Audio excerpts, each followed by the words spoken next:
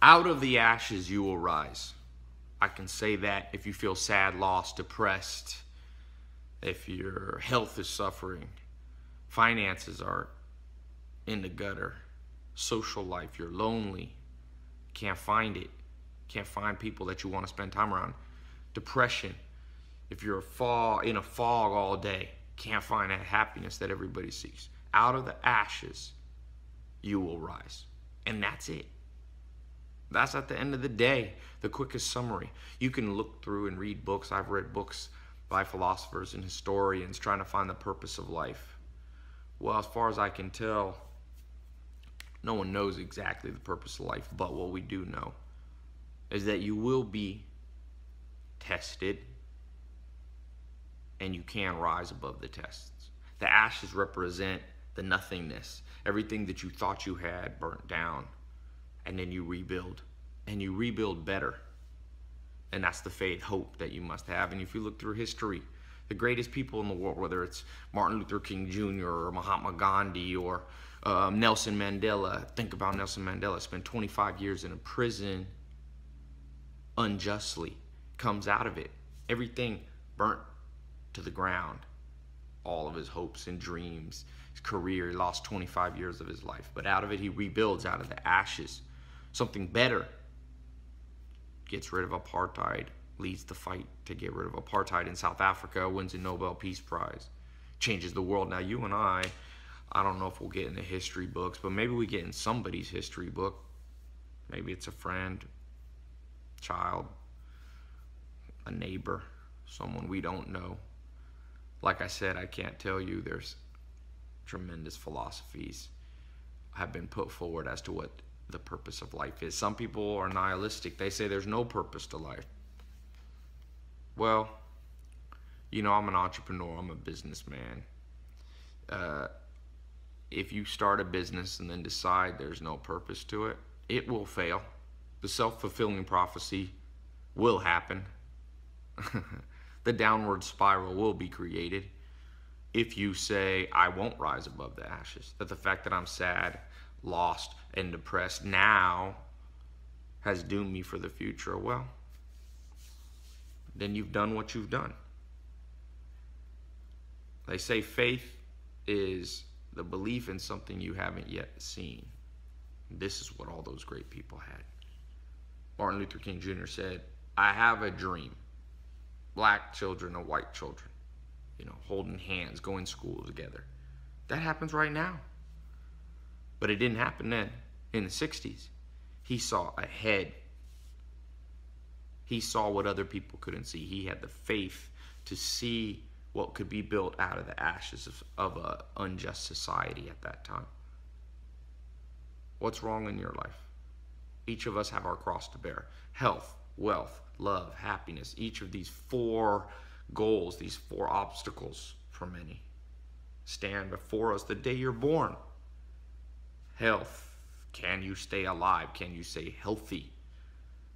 80% of people in America overweight, losing the battle against that.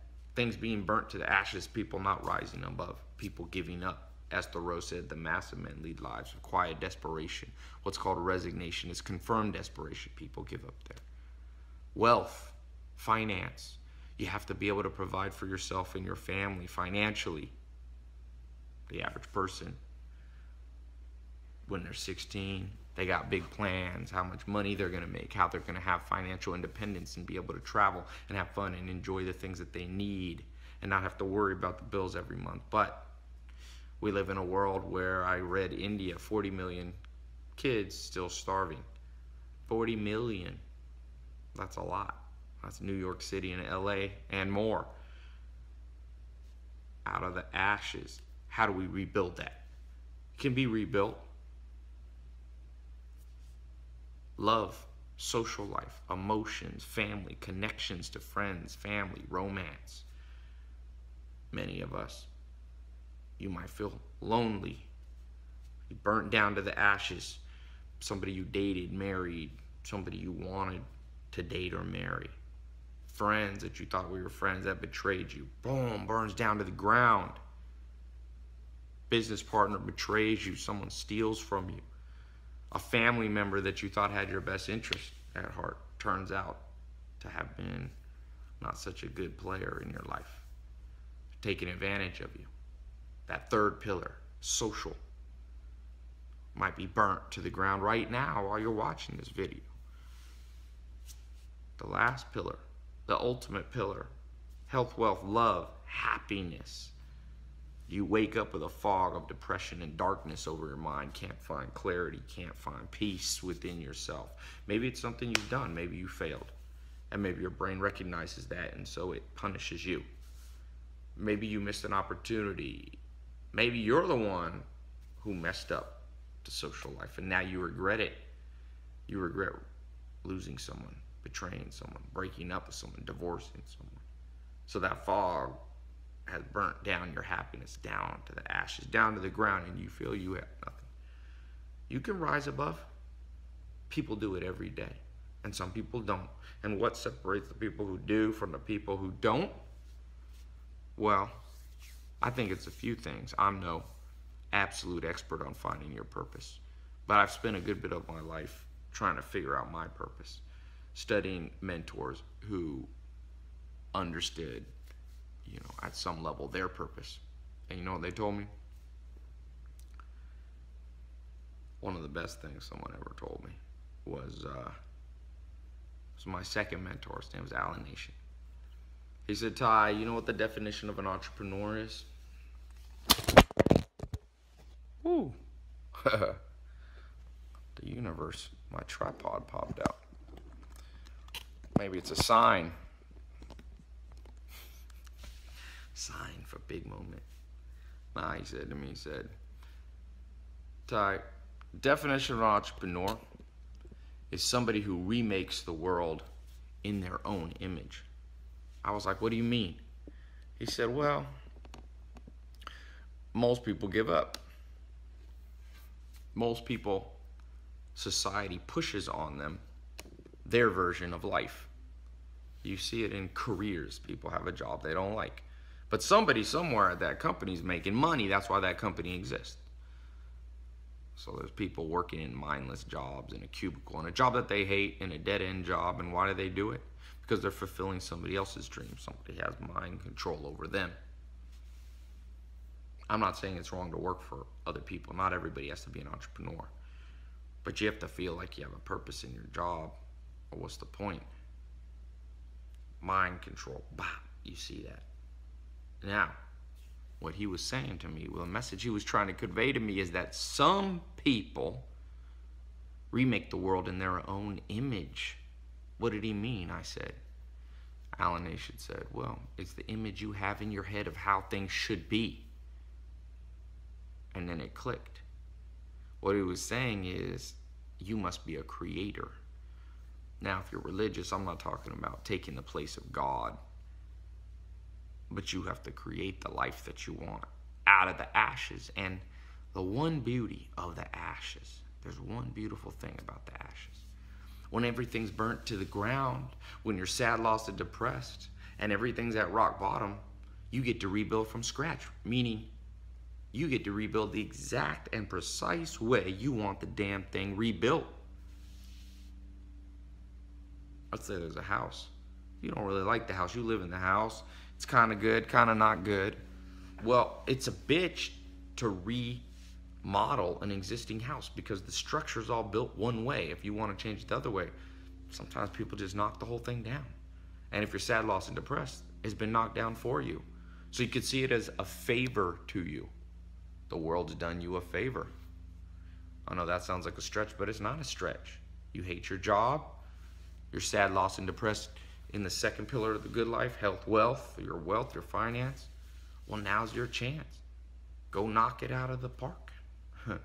Go work at a place that you want to work at.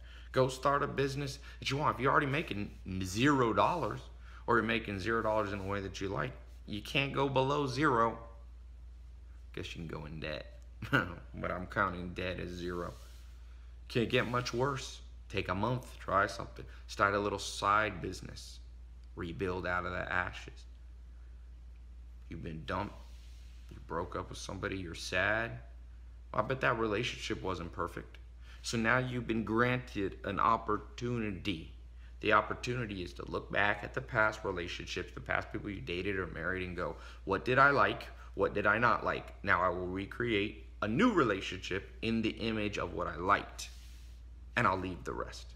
Keep the best, leave the rest. If you had a business partner stole money from you, well, that business partnership is over. So now for the rest of your days, the rest of the days you have on planet Earth, you have an edge on everybody else. You already know what doesn't work. So you now go, I will write down, and I highly recommend you do it a little methodically, a little scientifically. It doesn't have to be complicated. Take a pen and paper, draw a list, put a line, pros and cons of that. The pros was blankety blank. The cons was they stole money from me. They had this personality trait that I could see it coming. They were a little greedy. They were a little selfish. Boom, boom. You start to write that out.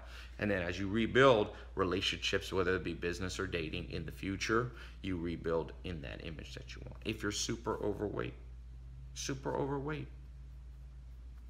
well, the most in shape people I've ever met. I had a bouncer. I used to own nightclubs in North Carolina. Most in shape guy. The older he got, the better shape he got. His name was Franco. I once said, Franco, how do you stay in such good shape? Because we had like a club and there was food there, a restaurant. He would never eat anything unhealthy. He wouldn't eat after 9 o'clock. So where do you get this discipline? He said, when I was young, Ty, people laughed at me because I was fat. See, it was at the bottom. Everybody laughing at his body. I'm gonna have to get a new tripod. And so he said, after that one event happened to me, Ty, I swore to myself that never, ever, ever again would someone laugh at my body. So he said, I decided to rebuild in my own image, the image that I had for my body. He wanted to become a big, strong guy, and he was. And I'll tell you what, had he not been in that place of the ashes, had he been born with a great body, he would have probably stayed pretty average. He wouldn't have that motivation, that impetus to rebuild something in his own image. I see that time and time again with people who have things come easy to them. They're lazy. You have an advantage if you're lost, sad, depressed, in any area, your career, your body, your social life, your love life, your depression. You now have a chance to build in the most precise way. And I emphasize, build this bad boy with precision. Now that you got a chance, you have a chance not everybody has. I have friends that got married very young, and you know, they have a great relationship. And sometimes I look at it and I go, wow, you know, I'm a more logical person. Love and emotions come a little bit trickier to me. I'm more of my grandma always said I was a man's man, a little too macho for my own good. Well, that has its disadvantages in some ways. That's burnt to the ground some of what I thought. You know, I thought I'd be married at 20, 21 or whatever like that. But I see my friends that are, and I see some pros and I see some cons. The advantage I have is I have that knowledge and experience of what I really like in a woman. And so now I can look with precision without compromising, with a real understanding of who's good for me. And by doing that, I recreate a lot of pros. Of course, there's a few cons that my friends don't have, but it balances out. And that's why I said, get excited. One of the sayings that changed my life, people always ask me what changed my life. And one of the turning points, and one of the crossroads, and maybe this video is going to be a crossroads event for you, but one of the crossroads events in my life was sleeping on this couch, not here, this is Beverly Hills. I was in a mobile home, Clayton, North Carolina, and I remember just everything was in the ashes. No college degree, I had $47 in my bank account, I didn't have a car, I'd lost touch with all my friends. I literally, in the sense of the word, had nothing. And I read a book and it says, when you fail, when you succeed, you party. But when you fail, you ponder. And all greatness comes out of pondering. How true those words were, man. How true that was. Out of those ashes of my life, I rebuilt. And I was able to move out of a mobile home, not be in a crappy place anymore. I was able to, go from a junky car to some cool cars. Maybe you've seen some of them. I was able to go from loneliness to an awesome social life. All those things. But in the moment, it just felt like ashes. And that's what you might feel like right now. You just might feel like all you have is actual ashes. That's where the faith comes in. You have to see your future before anyone else. Because trust me, you are the only one who really gonna see it. Other people, even your friends, family, they love themselves more than they love you, and that's how it's supposed to be. At the end of the day, really, you can't really blame people for that, So don't get mad, Don't get mad. They gotta build the world in their image. They have their own task to do. You can't blame them, right? You focus on yourself. You love yourself. There's an old saying, if I don't love me, who will? Meaning, if you don't take care of you, nobody will. Health, wealth, love, happiness. Rebuild from the ashes with precision. That's all I can say. With precision. What's the purpose of life? You make one up. I hope you build one that's a little bit common sense. Don't put something stupid. It can be to be wealthy. That's okay. Not everybody should do that. It's not healthy for the whole world to seek after wealth, but it's okay for some people to do it. To be super healthy. The gift of fitness is a gift that not everybody gets in proportion to others. To be a lover, to find true love and bring love into the world, whether it's through marriage or, charity. That's a gift, that's a purpose. Happiness.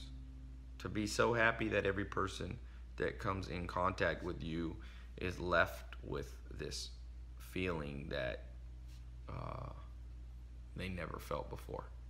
That could be a purpose. Or maybe you combine, maybe you're lucky you can pull off all four. Boom, God help you. You can get all four, man. Be my mentor. Be my mentor. I've seen people get all four. My first mentor, Joel Salatin, he got all four. Health, wealth, love, happiness. He's like 60s, healthy. He's a multi-millionaire. Love, friends, family. He's married to his high school sweetheart. He's got his children. He always told me, he said, Ty, my vision for my life is to have my children and my grandchildren all on my farm. He's a farmer. On my farm, and my grandchildren playing around my feet every day, asking me questions, and he pulled it off. He told me that before he had grandchildren. He told me that when his son was only 12, 13 years old. Now his son gave him 3 grandchildren. Happy. He's a happy guy. He laughs louder and harder than almost anybody I know. He's a special dude. Not all of us quite pull that off. Just like not all of us could be Nelson Mandela or, Mahatma Gandhi or whatever. But you start acting with precision, you'd be surprised how much people underestimate what you can do. You'll be surprised. I get people who hate on me, and sometimes you act with precision. Those people end up, there's a saying I have, hustle till your haters ask if you're hiring. Those people become your biggest fans. You had the last laugh, So, out of the ashes, you will rebuild. Rebuild each area. Sit down. This is here in my bedroom here. This is like an area right here. These couches, these little couches here, where I can think. You gotta think. Like I said, I'm more of a thinker than a feeler. You might be more of a feeler, and I respect that. But you can do both. I have to learn to feel a little more. Be a little more emotional. You might have to learn to be a little more logical. That logical approach is powerful, especially when it's combined with the emotional. You take those two, you have the 2 levers that can lift any obstacle. Emotion, logic. Logic is the tool, emotion is the motivation. Logic is the tool, emotion gives you the courage and the heart to do it, gives you the passion to lift that thing up. And I'll tell you, life and the ashes in society will rob you. It'll usually give you one and not both. If you're emotional, it'll let you have that emotion, but if you're too combined it with a little logic, people start to drag you down. I don't know why. If you're logical, vice versa. You got to get both going with precision. Precision's the logic, emotion brings the passion. Passion and precision, what can't you do? What can't you do? I think it's Elon Musk, the billionaire who started PayPal and Tesla and he's putting humans on the moon, Mars now. Actually, it wasn't him, sorry, it was Steve Jobs, Apple. Steve Jobs said in one of his final speeches before he died of cancer, he said, as you grow older, you will discover this whole world built by people not really smarter than you. A few things. Nuclear fission or fusion or power. Maybe that's people, but for the most part, it's just people who had passion and had the precision to rebuild out of the ashes. So I hope today, if you felt lost, if you felt sad, if you felt depressed, you'll remember that quote that got me off my couch. When you fail, you ponder, and all greatness comes out of ponder. All reinvention, all creation, all rebuilding comes out of the ashes, the failure. Now, I don't suggest you fail on purpose. In fact, resolve to fail less. Make this today that big crossroads event where it's like, boom, can't get worse than this. And it might not be in all 4 areas. You might be doing well in 1, 2, or 3. Promise you, there's one that's weak. Almost everybody I meet, unless you're like my first mentor, which I don't meet people like that for a decade. I would guess you're like me, and we have our one weakness area. Maybe it's your health. Your body just can't keep in shape. Make that your mission to fix. Make that your mission to fix. You must use your force of will to fix your weakest part. Now, you don't necessarily want to build your career on your weakest part. You want to build your career, like Peter Drucker says, on your strengths. But I'm talking about to round out and get rid of feeling lost, sad, and depressed. That usually comes because your brain recognizes, and you can't fix this, that something's wrong. That's what depression is for the most part. There's different versions, but for most of us that don't suffer with severe depression, but gloominess and cloudy brain and lack of happiness, it comes from your brain going, something's not right. You know, you look in the mirror, you feel a little sad and depressed, your body's telling you.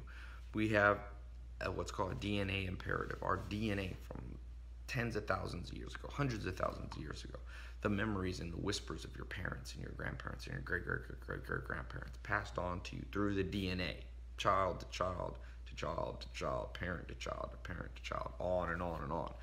This cycle goes, and it whispers into our ear, and it says, you gotta fix this. You can't be so alone. You can't be so broke. You can't be so out of shape.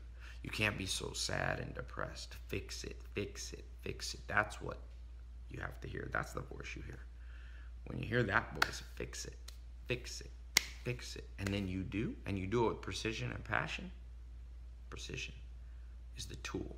You read books, you get mentors, you go to conferences, you invest, you go to seminars, you begin to ask the wisest people, you watch YouTube videos of smart people. You surround yourself with people 10, 20 years more knowledge than you have. That creates the precision, the skill. But at the same time, you never forget. And that's where the passion comes from.